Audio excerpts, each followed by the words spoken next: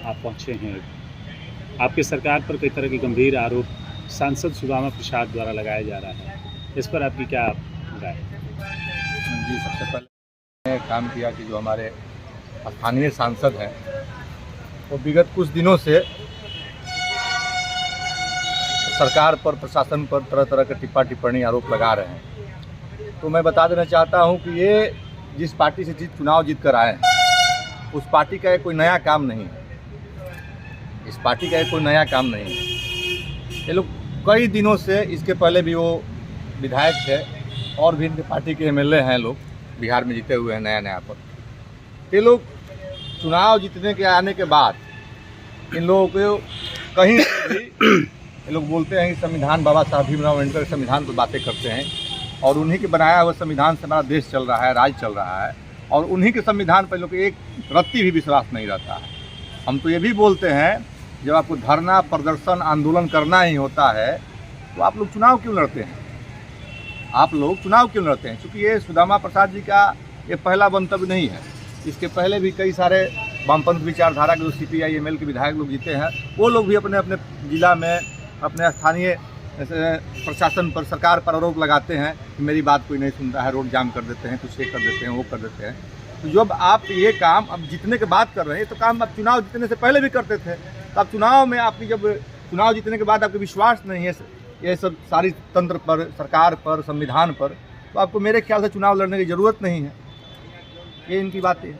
उन्होंने अभी हाल में जो प्रगति यात्रा के दौरान समीक्षा बैठक थी, उसमें आरोप लगाया कि हमें जाने से रोका गया। हालांकि बाद में जो एक वीडियो भी उनका वायरल हुआ है, तो इस तरह के, और उन्होंने लोकसभा अध्यक्ष और सहित संसदीय कार्य विभाग के जो कैबिनेट मंत्री हैं किरण रिजिजू, उनको भी पत्र लिखा कि हमें सम्मान नहीं दिया गया, बैठने के लिए जगह नहीं दिया गया 26 जनवरी के कार्यक्रम में।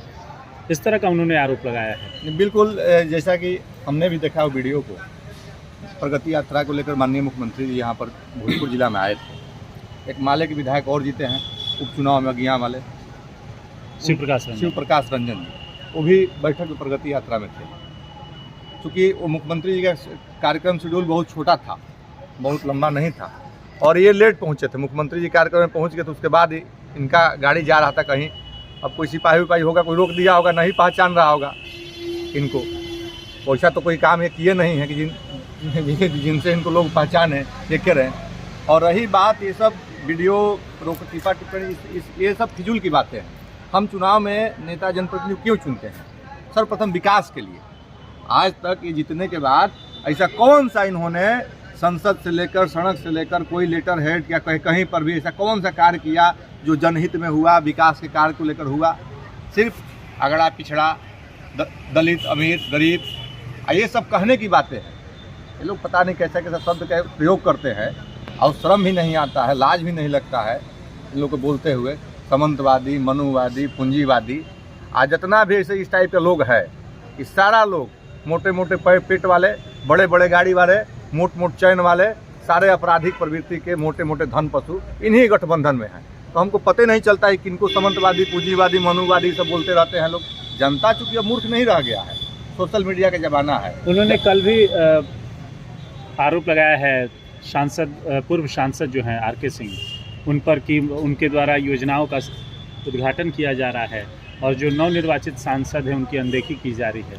अरे भाई, RK बाबू जब यहाँ का स्थानीय सांसद थे और केंद्रीय मंत्री थे, अपने फंड से जो योजना दी है यहाँ पर भोजपुर जिला में, और काम हो गया था, तो अपने फंड से दिए काम उन्हीं के कार्यकाल में हुआ। अभी नहीं, कभी काम अभी लगा हुआ है, उसको जाके फीता कैंची लेकर अपने बैग में ले जाकर काट दिए। काम हो गया है कब का, तो वही ना करेंगे उसका, हैं? काम माल महाराज के मिर्जा खेले होली, वो जमाना चलेगा? हैं? जनता सब जान चुकी है कि कितना दिन अगड़ा पिछड़ा, दलित बैकवर्ड फॉरवर्ड कीजिएगा, हैं? ये सब में जनता आने वाली नहीं है। वो गलती से चुनाव जीत गए हैं, कहीं ना कहीं गलती से चुनाव जीत गए हैं।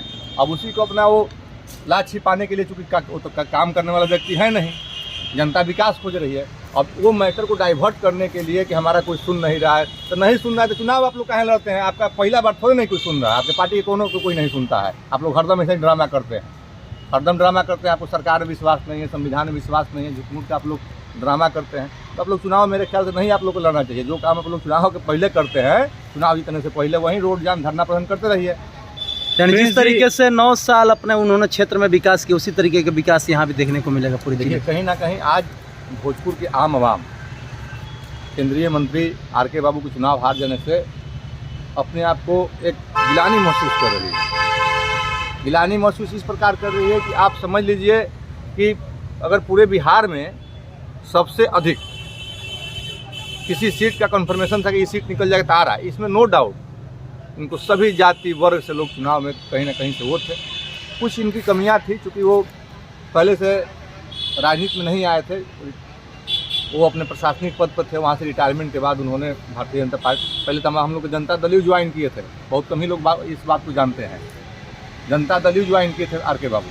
फिर कुछ दिन बाद भारतीय जनता पार्टी ज्वाइन किए, चुनाव लड़े। तो जाहिर सी बात है, जो अब व्यक्ति अपने आजीवन कार्य में प्रशासनिक कार्य को देखा और एकाएक राजनीति में आए, तो कहीं ना कहीं अनुभव का वो था, तो कुछ उनकी कमियां भी रही हुई थी, लोगों को नज़रअंदाज करना। बाकी जहां तक विकास का मामला है, उसमें कोई उनका अगल बगल दहिने बाएं का तुलना नहीं है। आज सब लोग अपने आप को गिल्टी महसूस कर रहे हैं, गिलानी महसूस कर रहे हैं कि हम लोग से भारी मिस्टेक हो गया।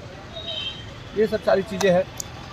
प्रिंस जी, अभी जिस तरह से विधानसभा चुनाव होने वाला है 2025 में, कई नेता तैयारी में जुटे हुए हैं, आरा हो या बड़हरा विधानसभा क्षेत्र हो या सातों विधानसभा क्षेत्र में, और अभी से ही प्रचार में जुटे हुए हैं धुआंधार। अभी से ही लग रहा है कि उन्हें टिकट मिल गया है, इस पर क्या कहेंगे? देखिए, जब भोजपुरी में वो कहावत है कि बरसात आता है तो मेढक तर करते रहते हैं, उसमें से 1-2% छोड़ दीजिए, तो जिस भी पार्टी का लोग बैनर यूज करके भाई प्रत्याशी फलाना विधानसभा फलाना विधानसभा फलाना विधानसभा, एक भी सामाजिक कार्यकर्ता नहीं है। क्योंकि अब तो मान लीजिए होर्डिंग बनवाना है, पैसा देकर बनवाना है, उस पर लिख देना है समाज से भी, वो अलग बात है।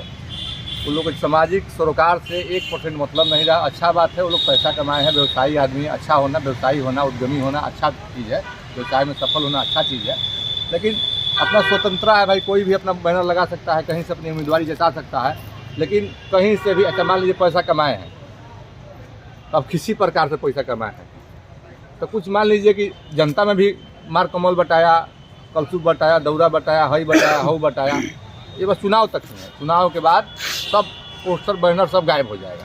प्रिंस बजरंगी भी चुनाव की तैयारी में है क्या विधानसभा? देखिए, मांगने से टिकट नहीं मिलता है, मैंने मांगने से, मैंने कैमरा से, मीडिया से मांगने से नहीं मिलता है। हम लोग 15-16 वर्ष से अपने पार्टी में राजनीति करते हैं और बहुत ग्राउंड लेवल से हम लोग राजनीति की शुरुआत की है, ये सब जिला के लोग जानते हैं। तो जहां हमको बोलना होता है उस बात को अपने मजबूती से रखते हैं। अब देना न देना हमारे नेता का काम, उस पर वो अमल आप करेंगे। जिस जाति से आते हैं उस जाति को चित्तौड़गढ़ बड़हरा विधानसभा क्षेत्र कहा जाता है, क्या लगता है कि प्रिंस बजरंगी बड़हरा या आरा से अपना भाग्य आजमाएंगे? नहीं, ऐसा कुछ नहीं है। बड़हरा विधानसभा आजकल हॉट स्पॉट बना हुआ, आपका बात हम समझ रहे हैं। राजनीतिक सरगर्मी को लेकर, विधानसभा चुनाव को लेकर बढ़ा हुआ है सरगर्मी को लेकर। वहाँ पर काफ़ी सारे हमारे समाज के लोग आप जो इशारा कर रहे हैं वो सही बात है। तो चुनाव के पहले तक है, चुनाव आता है तो सब जिससे पहले हुआ है उसे सब क्लियर हो जाएगा।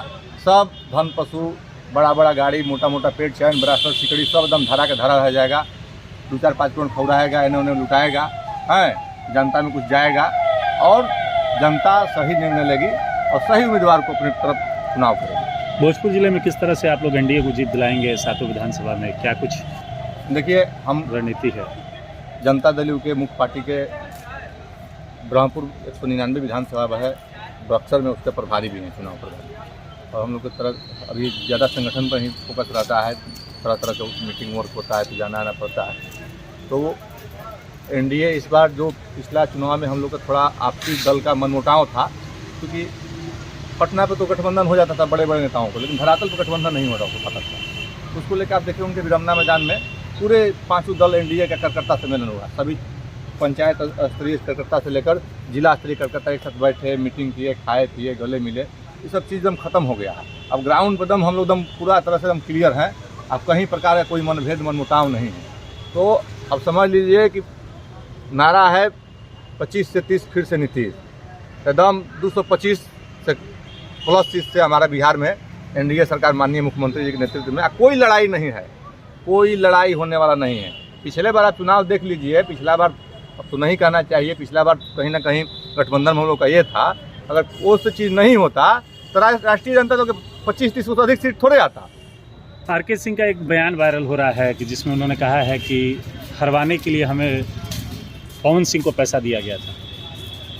नहीं, वो तो बयान अभी तक हम सुने नहीं हैं, इसलिए उस पर हम बोल नहीं पाएंगे। और रही बात माननीय आरके बाबू की, तो आप सभी हम सभी जानते हैं कि वो बहुत इमोशनल आदमी है, प्रशासनिक आदमी हम बता रहे थे। तो थोड़ा बोल देते हैं कभी कभी राजनीति में उतना भी एग्रेसिव नहीं होना चाहिए, वो बोल देते हैं। खैर, आदमी अच्छे हैं, विकासशील आदमी है, काफ़ी पॉजिटिव सोच वाले इंसान हैं, तो इसलिए हम सभी को उनके प्रति दिल में सम्मान रहता है। रमना मैदान 12 करोड़ 22 लाख में सौंदर्यीकरण किया गया। अब चारों तरफ देखने को मिला, लोग काफ़ी खुश थे, लेकिन अब देखने को मिल रहा है उत्तरी जो छोर है वहाँ डिज्नीलैंड मेला लगा है, गाड़ियों का पार्किंग हो रहा है, मिट्टी का ढेर लगा दिया गया, सब घास खत्म हो चुका है, असुंदरता का नाम पर अब कुछ बचा नहीं उस साइड। क्या कहेंगे प्रिंस जी? जी, अभी विगत 2-3 दिन पहले की बात है, हमने भी न्यूज़ के माध्यम से देखा कि उस साइड में जो पार्क था बहुत अच्छा अभी तो बना हुआ है। काफ़ी ज़िले के आम आवाम बहुत खुशी से एक जगह बैठते हैं, सभी लोग बैठ कर बात करते हैं, बड़ा छोटा ऊंचा नीचा कोई भेदभाव नहीं रहता, अच्छा लगता है। लेकिन वो जिस प्रकार से रमना मैदान को नगर निगम प्रशासन द्वारा एक मेला और डिज्नीलैंड मेला को दे दिया गया है, वो देखिए निगम का भी स्थिति क्या है। ये डिज्नीलैंड छोटा चीज़ हो गया, हर जगह लूट खसोट की होड़ मची हुई है। पहले भाई तो चुनाव में डर भी लोग को होता था कि 2.5 साल बाद सरकार गिर जाएगा, खरीद बिक्री का होता। अब तो 5 साल कोई बोलने वाला है नहीं, अपना दुकान है, अपन डलिया है, अपन सब चीज़ सामान है, सब एकदम ओपन चल रहा है, इसमें अब क्या बोलना है। लेकिन एक बहुत निंदनीय काम है जिस प्रकार से एक तरफ बच्चों को खेलने से रोका गया और तमाम चीज़ें करके वहाँ पर एक किस प्रकार से पैसे को लेन देन कर एक वहाँ पर मेला का वो कैंप लगा दिया गया। तो कहीं ना कहीं जो बच्चे हैं खेलकूद में रखते हैं, स्पोर्ट्स में, उनकी आज़ादी के साथ कहीं ना कहीं वो किया गया सरकार को। और मैं मांग करता हूँ और मैं आने वाले समय में डीएम साहब से मिलूँगा और बोलूँगा जिस प्रकार से रमना मैदान को एक बृहद विकसित पार्क के रूप में वो किया गया, दूसरी प्रकार से क्योंकि बहुत बड़ा शहर आज हो गया है, वहीं एक रमना मैदान बीच में बचा हुआ है। आप कहीं डिज्नीलैंड लगाना तो आप बाहर लगा लो, कोई दिक्कत नहीं, वो भी होना चाहिए शहर में, लेकिन ये कम जगह बचा है, इसमें क्यों?